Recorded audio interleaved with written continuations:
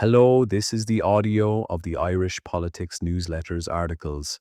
This article is about the Wall Street Journal mocking Europe for being poor. Tull takes a very different view of the U.S.A.'s hypercapitalism and hits back against the article. The sight of a Wall Street Journal columnist weeping into his caviar for the plight of Europe's poor is always a heartwarmer. God bless the Wall Street Journal and its tireless missionaries of American dynamism. Let me don my tricorn hat, load my musket with raw, unregulated hypercapitalism, and offer a riposte to the most jaw-droppingly uncultured and unsophisticated op-ed I've read in many a long time.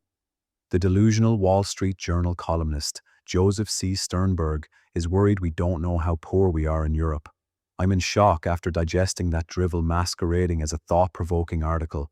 We're in bliss, you see, in Europe, blithely ignoring the fact that our per capita output is slightly lower than Connecticut's. But let's puncture the bliss, shall we? Let's take a scalpel to this comfortable delusion and perform a little transatlantic compare and contrast, the kind that leaves blood on the carpet. Let's stare straight into the abyss and see exactly how comprehensively, how gloriously, how terminally fucked Europe really is, or is not. How noble it must feel for the Wall Street Journal, perched atop that $94,400 per head Olympus, peering down at the sad, stagnant Europeans, shuffling about in our $65,000 GDP misery. Ireland's is $130,000, wondering why we haven't yet prostrated ourselves before the altar of hyper-capitalism enlightenment.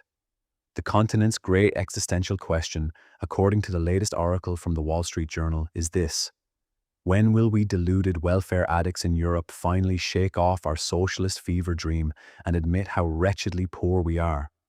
When will we do the decent grown-up thing and start fixing our addiction, by which, one presumes, the article means flinging the doors open to more venture capital, slashing away at sick days and annual leave like a Puritan with a riding crop, and embracing the American sacrament of drowning in medical debt while the bills pile up like funeral wreaths on the steps of our recently repossessed homes. All this, naturally, while organizing our entire civilization around the rigid worship of some 250-year-old words, those brittle constitutional relics, as though they were handed down on Sinai rather than drafted by a committee of slave-owning Enlightenment gentlemen who never had to worry about waiting lists or insulin prices. How illuminating of the Wall Street Journal, how infinitely generous of them, these high priests of the Dow Jones and the leveraged buyout, to descend from their ivory towers and offer us their guiding hand on the path to salvation, to show us poor, benighted Europeans the way out of our childish welfare garden and into the bright sunlit uplands of proper American adulthood, where venture capital flows like holy water and bankruptcy is just another character-building sacrament. The true genius of the American capitalist model, that holy place of greed, is good in what used to pass for freedom and liberty, something we also have in abundance in Europe, is this: one morning you wake with a small conspiratorial lump nestling under your skin, a reminder of your own mortality, and the Republic responds not with pity, empathy, or healing, but with paperwork. You will lie on a hospital bed in some fluorescent hallway for 14 hours, a modern Stations of the Cross, while a nurse whose eyes have already seen too many deaths simply because people are poor presses a single painkiller into your palm as if it were the last consecrated host. Then the bill arrives, $12,000, itemized with the cold poetry of the damned, and your credit score collapses like a subprime mortgage in 2008. Perhaps you will have to pimp the children out to OnlyFans or negotiate with debt collection agencies who speak in the serene, unhurried tones of minor demons who know they own your soul anyway. Why should the hospital keep you alive when the same money might be deployed more efficiently in a stock buyback? A financial ritual by which capital eats its own tail and grows fatter. The hospital is not a place of healing. It is a derivatives market with worse lighting. If you can't pay, they will come for the house, naturally. They always do. Congratulations. You are now bankrupt, or at least performing the contemporary American sacrament of crowdfunding your own continued existence, while some insurance adjuster, a minor functionary of Moloch, explains with exquisite bureaucratic tenderness that your pre-existing condition has got to do with being human and your current plan falls outside the terms of the covenant. You know what Europe doesn't do? It doesn't hand you a bill for $40,000 because you gave birth. It doesn't send bounty hunters after you for an MRI. We commit the vulgar indecency of simply treating you. No credit check, no GoFundMe interlude, no moral lecture about personal responsibility, as if cancer cares how hard you work. In Europe, we simply try to fix what is broken, like barbarians who have never heard of shareholder value. One almost blushes at the primitivism of it all. We, poor deluded things, still clinging to our outdated social model, as every American knows, deliver terrible health outcomes by the cruel and perfidious method of not bankrupting people. I'm struggling to explain why every country in Western Europe has a higher life expectancy higher than the USA. In America, you don't have to worry about stagnation. You might simply stop. Your job can vanish overnight. No notice, no ceremony. Your boss can fire you between bites of his third avocado toast because the quarterly numbers demanded a blood sacrifice and the immediate evaporation of your health care along with your income. That's just pure market poetry. You're valuable until you're not, at which point, enjoy the exciting new career path of figuring it out before eviction. Which it does, of course. In America, corporations are treated more like people, not like you or I with our inconvenient needs and organs, but better, immortal, tireless, and exquisitely protected.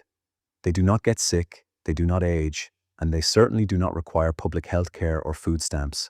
Instead, they are free to accumulate, expand, and occasionally shed their human appendages when efficiency demands it.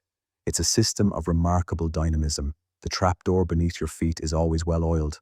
As for the minimum wage, or rather, the thrilling absence of anything resembling a floor in large swathes of the service economy that the U.S.A calls a price floor that distorts labor-clearing mechanisms. I don't know what that means exactly, but nothing builds character quite like working 3 jobs, sleeping 4 hours a night, and still qualifying for food stamps while your employer posts record profits. You hustle, you grind, while still paying off the interest on your student loans from 2004. That's prosperity, baby. That's trickle-down economics. In Europe, we have employment protections that prevent the sacred right to be ghosted by your livelihood. We even have the nerve to tax the wealthy at rates that might mildly inconvenience a hedge fund. All the while, Europe's per capita GDP stubbornly refuses to match the output of people who measure national success by how many politicians tech moguls can buy. And then there is the Constitution, that visionary, beautifully written, sacred scrap of vellum from 1776, clutched to the American breast like the Shroud of Turin dipped in gun oil.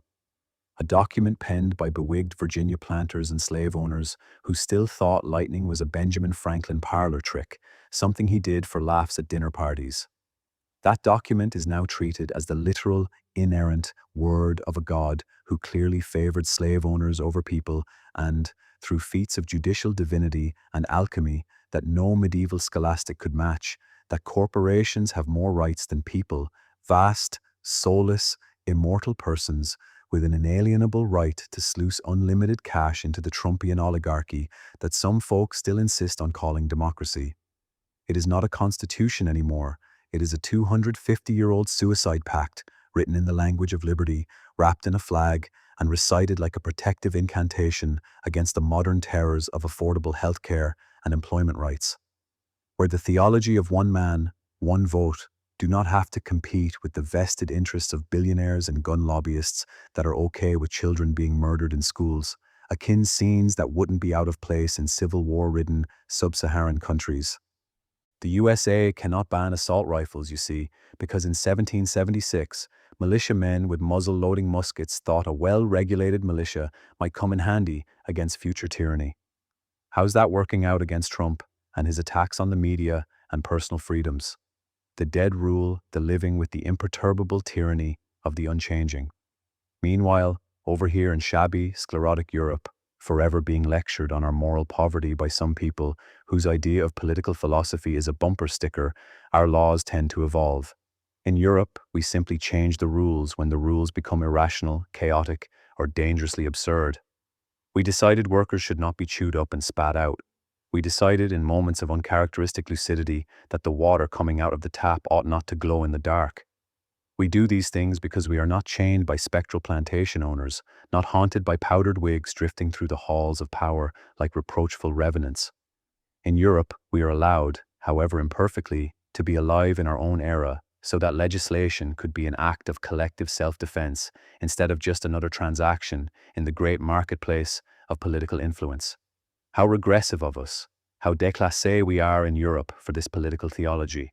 America, by contrast, prefers to be governed by its ancestors' shopping list, a brittle, stained inventory of 18th century neuroses, scratched out by a handful of bewigged Virginia planters and Massachusetts lawyers who genuinely believed they had nailed down the final, unalterable blueprint for human freedom before promptly going back to owning people.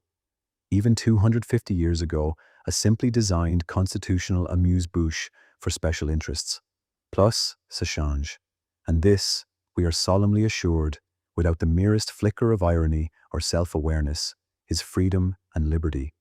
The sacred and inalienable right to spend your entire life as a tenant in the crumbling intellectual boarding house of dead men, powdered slave owners, merchant princes, and provincial lawyers who thought they had solved the end of history once and for all. You may not redecorate, you may not move the furniture, you are forbidden, on pain of being called a tyrant or a liberty hater, even to notice that the roof needs new tiles, the wallpaper is peeling in long necrotic strips, and the foundations are quietly dissolving into the fetid corporate lobbyist swamp beneath. How very noble, how magnificently, heroically, asphyxia tingly free. Once your health insurance can cover the asphyxiation, of course. No one wants to die choking to death on liberty. Here in gloriously impoverished Europe, that would be considered quite uncouth. The Wall Street Journal article warns us that Europe's welfare bliss will end when the money runs out. Fair enough. But perhaps the American model has its own collision coming. When enough people notice that being the richest country on paper doesn't mean much if your prosperity is experienced as a constant low-level medical and financial terror, punctuated by thoughts and prayers from Republicans after the latest mass school shooting, who think the all-too-numerous deaths of innocent children at the hands of gun-toting malcontents are the price of freedom. I genuinely do not understand how murdering children with guns gives you liberty and freedom. We have lots of liberty and freedom in Europe without our schools getting shot up. Europeans may indeed register as marginally poorer on some bloodless GDP Excel spreadsheet, those glowing talismans of late-stage capitalist divination. When our bodies betray us in its usual stupid, leaking, sickly way, we do not have to prostrate ourselves before the internet, palms outstretched, begging our colleagues who are one pink slip away from being unemployed also. The state steps in, empathy kicks in, and social welfare and healing are attempted by medical professionals, not avaricious financial institutions. That's not stagnation or the word du jour among economists, stagflation. We do not have to crowdfund our continued existence like digital serfs rattling a metaphysical tin cup beneath the ambivalent gaze of strangers. We do not have to perform our suffering for shares on social media for GoFundMe transfers. How savagely Neanderthal of us.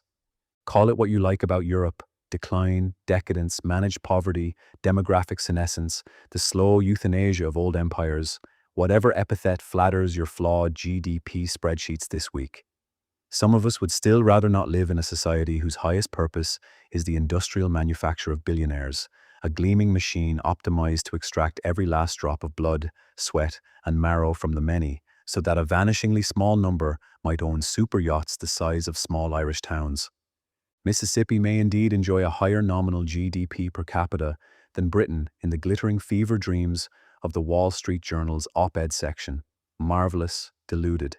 And yet I will take the European model, imperfect, creaking, perpetually on the verge of fiscal infarction, over the sacred American right to declare bankruptcy because your child has leukemia or got shot in school, to pass the hat among your neighbors so that the chemo might continue another round, to watch your life savings evaporate in the antiseptic waiting room of a for-profit hospital.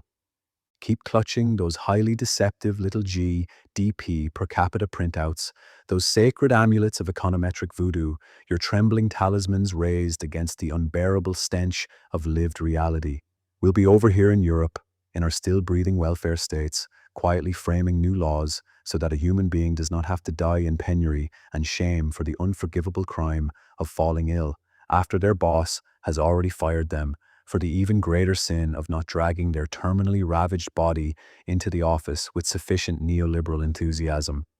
No GoFundMe campaigns, no choice between bankruptcy and burial, just the dull, unglamorous machinery of civilization trying, however imperfectly, to say, you are allowed to be sick without first being financially executed. How retrograde, how European, how almost obscenely humane.